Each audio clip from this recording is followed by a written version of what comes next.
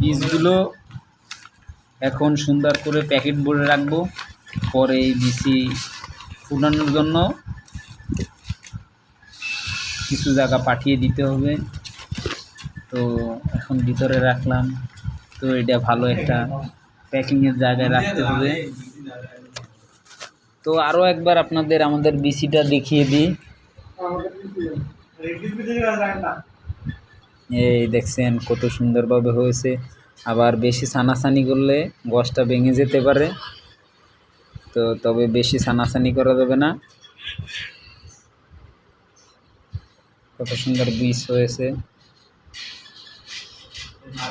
এই যে